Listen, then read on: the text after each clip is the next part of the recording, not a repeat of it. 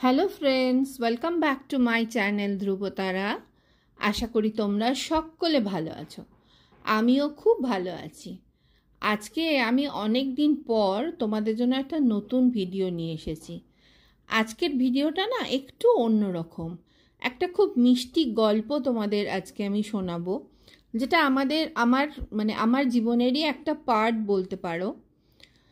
চলো গল্পটা শুরু করা যাক। তোমরা মন দিয়ে শুনো কিন্তু, আর তারপরে কিন্তু আমাকে কমেন্ট করে জানাতে ভুলো না যে গল্পটা কিরকম লাগলো। তাহলে শুরু করি, কি বলো? সময়টা ছিল 1991। আমি তখন ক্লাস 11-এ পড়ি। সেই সময় আমার এক কাজিনের বিয়ে হয়। তো সেই বিয়ে বাড়িতে গিয়ে যথারীতি আমাকে একটা পরিবারের খুব পছন্দ হয়ে যায়, বিশেষত বলতে পারো যিনি আমার শ্বশুরমশাই ছিলেন তার। তো মায়ের সাথে কথা বলে এবং বিয়ে বাড়ি শেষ হয়ে যাওয়ার পরও মাদের সাথে যোগাযোগ করে। আর আরেকটা জিনিসও যেটা, যে ওনাদের পরিবারের সাথে খুব ক্লোজ রিলেশন হয়তো ছিল না, কিন্তু আমার বাবা মা ওনাদের চিনতো। তো যাই হোক, বা ওনারাও আমার মা বাবাকে চিনতেন। তো ওনাদের খুব পছন্দ হয় আমাকে, এবং আমার মায়ের সাথে কথা বলে। মা যথারীতি বাবার সাথে শেয়ার করে। তো বাবা রাজি হয় না, কারণ আমি তো তখন সবে 11-এ পড়ছি, খুবই ছোট। তো সেই সময় একদমই ইচ্ছা ছিল না, বাবার কোনো রকম চিন্তাভাবনাই করেনি বিয়ে থা দেওয়ার। কিন্তু মাদের যা হয়, মনে হয়েছিল যে না, এত সুন্দর একটা সম্বন্ধ হাতছাড়া করা উচিত নয়, বিয়েটা দিয়ে দিলেই ভালো। আর আমরা যখন ছোট ছিলাম, সেই সময়ে 90s-এর সময়তেও কিন্তু এত তাড়াতাড়ি যে বিয়ে মেয়েদের হয়ে যেত সেরকম কিন্তু ছিল না। যাই হোক, তো আমাকে দেখে তাদের খুব পছন্দ হয়। এবং আমার শ্বশুরমশাই সেই বছরই 91-এর পুজোর সময়, আমার মনে আছে অষ্টমীর দিন, আমি আমার বন্ধুদের সাথে আরেকটি বন্ধুর বাড়িতে যাচ্ছিলাম। তো সেই সময় কিন্তু কলকাতার রাস্তায় ট্রামটা খুবই সাধারণ একটা ব্যাপার ছিল। তো আমি ট্রামে উঠবো বলে ট্রামের স্টপেজে গিয়ে দাঁড়িয়েছিলাম। আমি আর আমার সাথে আরেক বন্ধু ছিল আমরা দুজনে মিলে যাচ্ছিলাম আরেকজনের বাড়ি। তো তখন সেখানে একজন দেখলাম বয়স্ক ভদ্রমহিলা নামলেন। যথারীতি আমার চেনা চেনা লাগছে, কিন্তু আমি চিনতে অতটা পারিনি, কিন্তু ওনারা আমাকে চিনতে পেরেছেন। তো আমাকে বললো চলো তোমাদের বাড়িতে নিয়ে চলো। তো এখন কি করি, আবার সেই গেলাম ওনাদের নিয়ে বাড়িতে। তারপরে যাই হোক, বাড়িতে যাওয়ার পরে আমি তো আমার বন্ধুর বাড়ি চলে যাই, এবং মা বাবার সাথে কি কথা হয় আমি জানি না। তার বেশ কিছুদিন কেটে যাওয়ার পরে জানতে পারলাম মায়ের কাছ থেকে যে ওনারা এসেছিলেন ওনার ছোট ছেলের সাথে আমার বিয়ের সম্বন্ধ করার জন্য। এবং মা তো রাজি ছিলই, বাবা প্রথমে রাজি ছিলেন না। তো যাই হোক, আমার মেজো মামা তখন বেঁচে ছিলেন।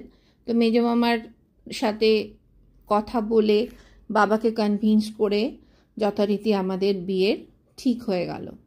সব থেকে যেটা মজার ব্যাপার ছিল, আমার কাজিনের বিয়ের সময় তো আমি দেখেছি সৌগতকে, কিন্তু কখনো কোনো রকম এরকম ভালো লাগার কোনো ফিলিংস আসেনি, বা সেরমভাবে কোনো দিন দেখিও নি, বা ও দেখেছি কিনা সেটাও আমি জানি না।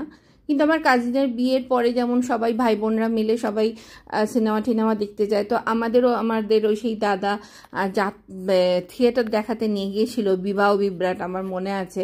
এবং সৌগতও সেখানে গিয়েছিল, জাস্ট আমার পেছনের সিটেই বসেছিল। তখনও কিন্তু বুঝিনি যে এই ভদ্রলোকের সাথেই আমার সারা জীবনটা কাটবে। তো সেটাই আমার নিজস্ব, আমার সেরকম কোনো ফিলিংস ছিল না। সৌগতর কি ফিলিংস ছিল আমি সেটা জানি না, বলে না, হাসে।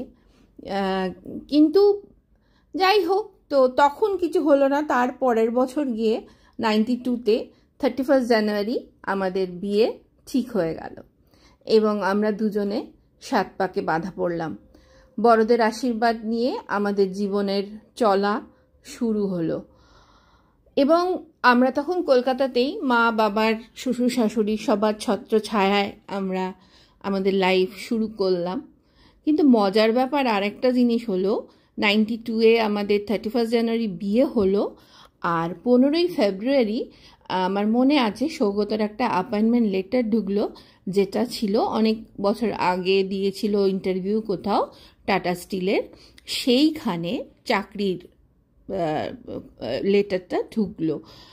তো এবং সেই সময় তখন তাকে যেতে হলো মধ্যপ্রদেশে, এখন যেটা ছত্তিশগড় বলে আমরা জানি। রায়পুর আর বিলাসপুরের মাঝখানে ভাটাপাড়া বলে একটা জায়গা ছিল সেখানে, এবং ভাটাপাড়া থেকে 40 কিলোমিটার ভেতরে আমাদের সিমেন্ট প্ল্যান্টে যেতে হতো সোনালি। তো এই সময়টা আমি পড়াশোনা করছি, মাঝে মাঝে কলেজে বাঙ্ক করে চলে যাচ্ছি সোনালি মধ্যপ্রদেশ, আবার মাঝে মাঝে কলকাতায় থাকছি, পড়াশোনা করছি। এইভাবে আমাদের লাইফ কিন্তু স্টার্ট হয়, এবং এই সোনালির লাইফটার ছিল আমাদের দুজনের এই লাইফের একটা গোল্ডেন পিরিয়ড, এবং সেই জন্যই হয়তো আমাদের মধ্যে একটা সাংঘাতিক স্ট্রং আন্ডারস্ট্যান্ডিং তৈরি হয়, এবং আমরা দুজন দুজনের খুব ভালো বন্ধু হয়ে যাই। কারণ ওইখানে ওই জঙ্গলের মধ্যে কিছু ছিল না, কিছু আনতে গেলেও 15 কিলোমিটার দূরে যেতে হতো। তার মানে চিন্তা করতে পারছো যে আমরা কোনখানে কিরম জায়গায়, যারা জানো তারা তো জানোই, আমরা সেইখানে আমাদের লাইফ শুরু করি। সেই 1992 থেকে আজকে 2025, এই 33 বছর আমাদের কমপ্লিট হলো, আমরা পা রাখলাম 34 বছরে। এই নতুন বছরে সাই বাবার কাছে প্রার্থনা করব সবাই ভালো থাকুক, আমরাও ভালো থাকি। যারা ভিডিওটা দেখছো আমার থেকে বড়, তাদের কাছে অনুরোধ রইল আমাদের জন্য প্রে করো, যেন সব কিছু ভালো হয়, যতদিন বাঁচবো একসাথে যেন থাকতে পারি। তো ভীষণ ভালো লাগছে তোমাদের সাথে আজকে শেয়ার করে। তো তোমাদের কীরকম লাগলো এই ছোট্ট ভিডিওটা আমাকে জানাতে ভুলো না। সাথে খুব সুন্দর ফুল শেয়ার করলাম, সেগুলোও আশা করি তোমাদের ভালো লাগছে। আর সবার জীবন এই ফুলের মতনই হোক। চলো, টাটা।